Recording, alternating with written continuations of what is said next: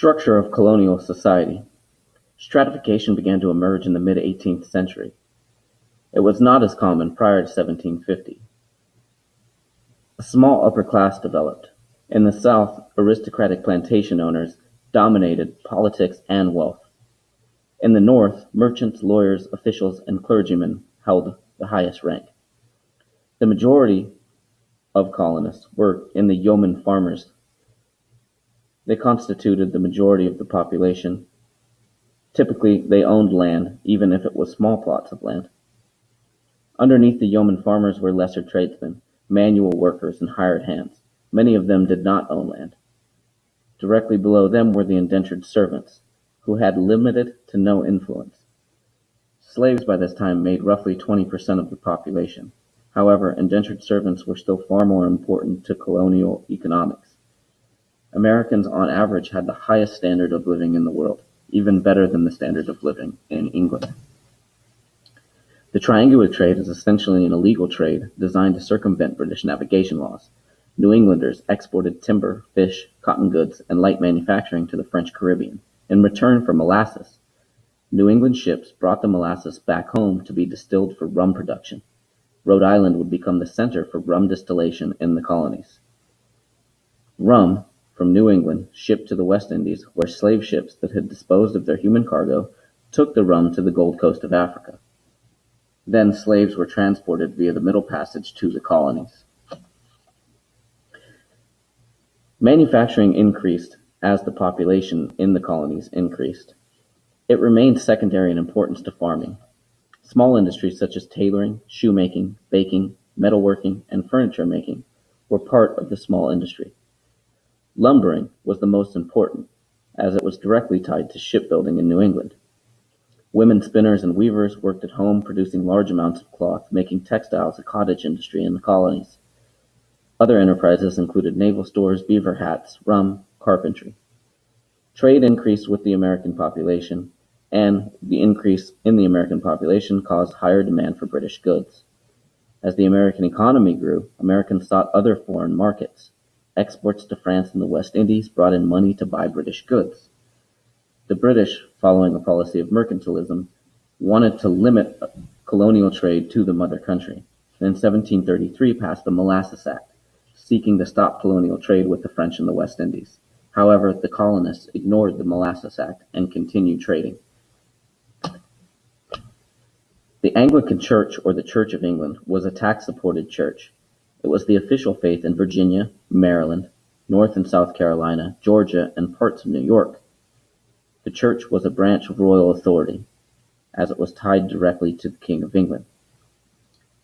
The Anglican Church parishioners' faith was less fierce and more worldly in contrast to the Puritan faith, and they were weakened by a lack of a resident bishop in the New World. Non-Anglicans saw a bishop as a conspiracy to impose royal power. The Congregational Church, which grew out of the Puritan Church, was prominent in New England. Initially, all citizens in New England, regardless of faith, supported the church through taxes. However, eventually, non-members of other well-known denominations protested and became exempted from the taxes. The Congregationalist Church emphasized the Church of Christ's existence in each individual congregation, feeling that each church represented the house of the Lord, whereas Presbyterians, who were closely associated to the Congregational Church, as they were both Calvinist, contrasted the Congregationalists because they believed that the Presbyterian churches constituted a unified body. Neither the Congregational Church or the Presbyterian Church became an official religion of the colonies. The First Great Awakening was the first mass social movement in the New World.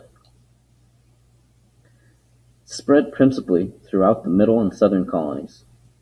The main issue was religious style, personal faith versus church practice, and public decorum.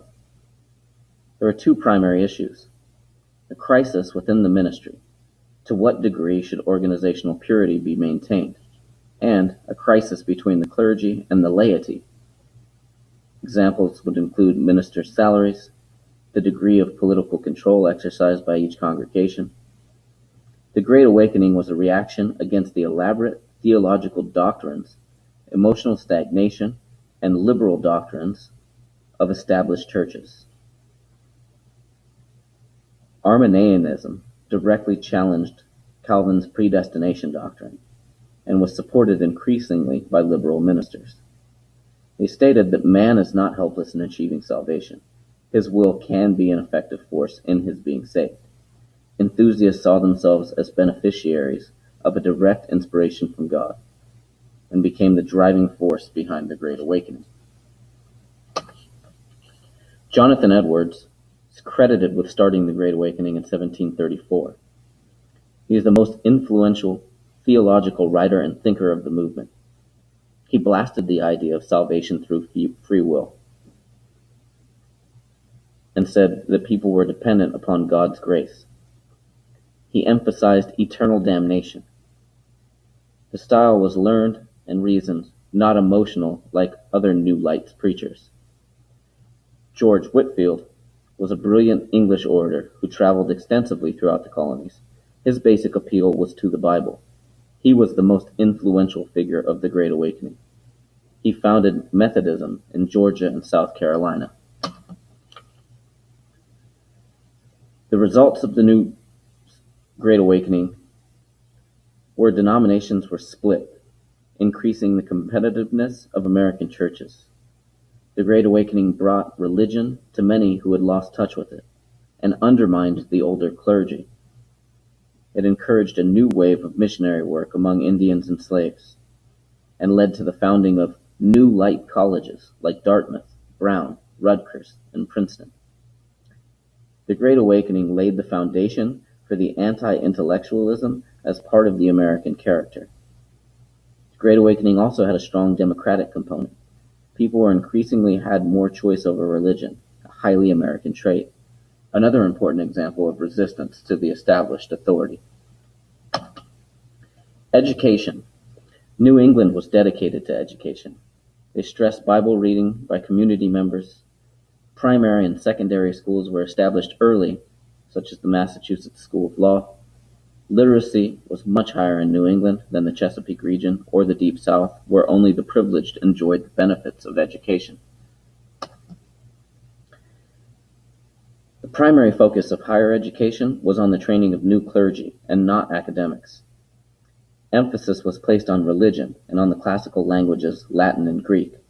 Higher education improved with the establishment of the University of Pennsylvania. Benjamin Franklin would help establish the university.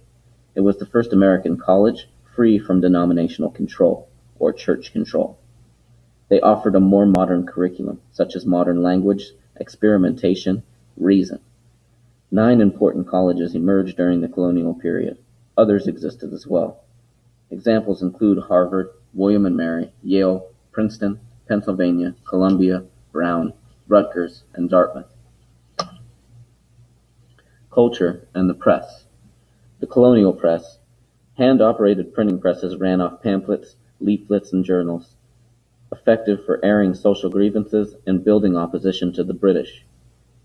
The Zenger case in 1735 was a case that paved the way towards freedom of expression.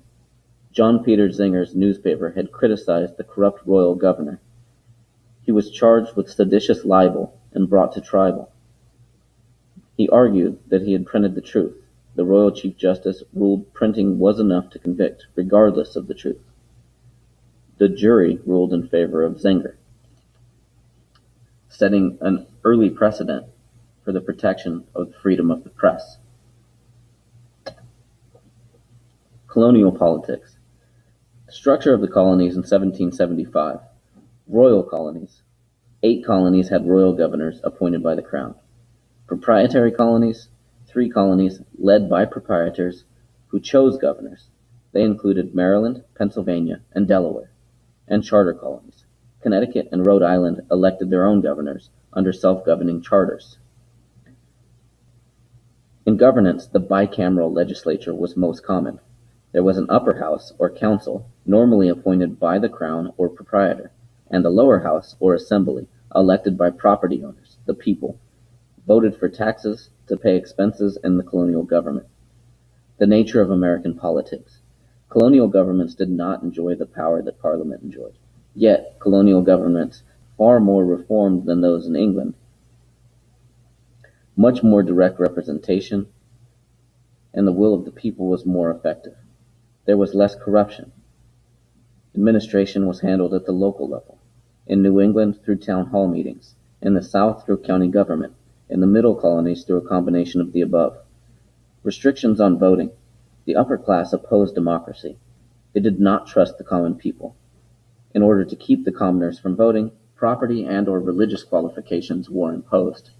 As much as 50% of white males were disenfranchised or kept from voting. Governors represented legal power, the authority to exercise veto power over colonial legislation. They also had the power to dissolve lower houses of colonial assemblies.